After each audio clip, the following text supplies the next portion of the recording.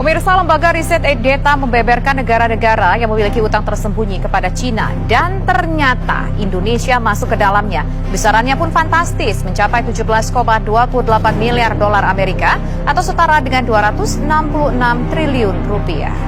Dalam hasil riset Data yang dirilis akhir September, nama Indonesia termasuk ke dalamnya.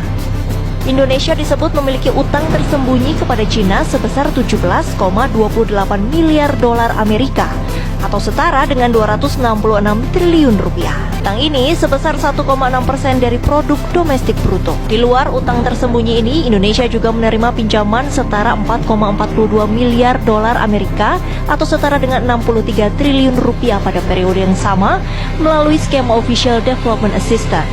Selain itu juga tercatat pinjaman sebesar 29,96 miliar dolar Amerika atau setara dengan 427 triliun rupiah. Pinjaman ini diperoleh melalui skema Other Official Flow.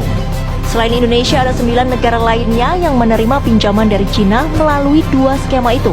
Cina juga memberikan utang tersembunyi kepada Laos, Angola, Namibia, Brunei Darussalam, Kazakhstan, Papua Nugini, hingga Turkmenistan. Lembaga Data mendefinisikan utang tersembunyi sebagai utang yang diberikan Cina kepada negara berkembang yang bukan melalui pemerintah negara peminjam, melainkan melalui perusahaan negara, bank milik negara, perusahaan patungan dan swasta, serta Special Mission Vehicle. Utang ini sebagian besar tidak muncul di neraca pemerintah masing-masing negara. Namun, kebanyakan penerima utang akan mendapatkan manfaat melalui perlindungan pemerintah secara eksplisit maupun implisit. Data menganalisis 13.427 proyek pembangunan Cina senilai 843 miliar dolar Amerika di 165 negara selama periode 18 tahun hingga akhir 2017 untuk mengungkap besaran utang tersembunyi dari proyek BRI. Langsung saja kita berbincang dengan dua orang narasumber yang sudah kami perkenalkan tadi pemirsa. Saya pertama ke Bang Rizal Ramli. Bang Rizal, kalau misalkan memang utang ini nggak ketahuan sama negara dan tadi di informasinya kebanyakan penerima utang mendapatkan manfaat melalui perlindungan pemerintah secara eksplisit maupun implisit. Nah, ini dampaknya apa, Bang Rizal? Apakah ini artinya negara tahu dan ini mungkin difasilitasi oleh negara atau seperti apa, Bang Rizal? Bisa sebetulnya difasilitasi oleh negara. Cuman pemberi pinjamannya itu BUMN Cina atau perusahaan swasta Cina. Ya, jadi harusnya sih harus masuk di dalam data utang piutang kita. Itu lembaga research itu dari Williamstown di Massachusetts, lumayan kredibel. Jadi angkanya saya kira benar. Nah, pertanyaannya, banyak dari angka-angka ini tidak tercatat sebagai utang negara. Jadi kalau kita tambahkan ke utang negara yang sudah banyak sekali, itu utang negara kita makin besar dan tidak terkendali. Ya, hari ini kan untuk bayar pokoknya aja 400 triliun. Untuk bayar bunganya saja hampir 370 triliun. Total itu 770 triliun satu tahun. Apalagi utang yang tidak tercatat ini bisa-bisa lebih dari 800 triliun. Ya, istilah saya, ekonomi Indonesia sudah di ICU sebetulnya. Harus pakai ventilator terus. Ventilator itu artinya utang lagi, karena untuk bayar bunga saja harus minjam. Nah, yang kedua adalah perlu diingat, pinjaman tidak resmi ini itu beda model bisnisnya. Istilahnya, kalau kita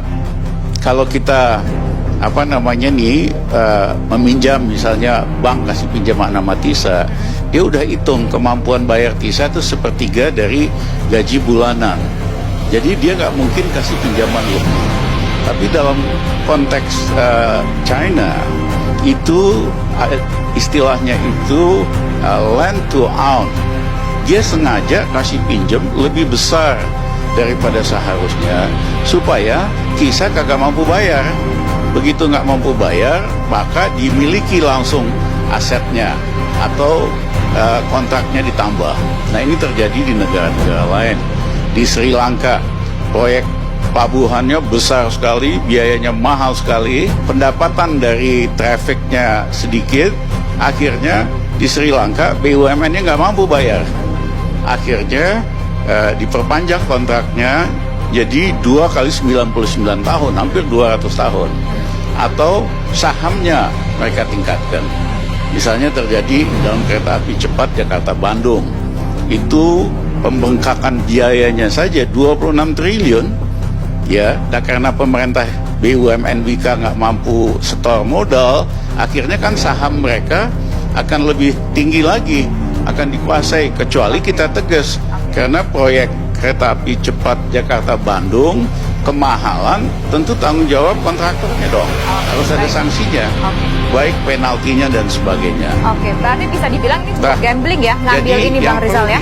Yang saya ingin ingatkan lagi, Tisa, model bisnis BUMN di Cina itu sengaja kasih pinjaman yang super besar supaya nggak mampu bayar, supaya mereka bisa kuasain.